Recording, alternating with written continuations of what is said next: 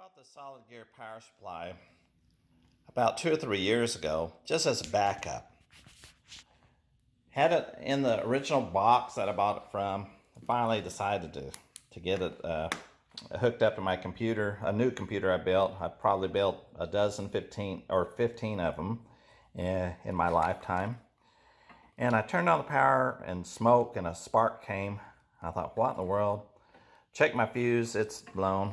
But I accidentally wiggled this thing. And I thought, what? What is going on here? And I just wiggled it, and I don't know if you can see this.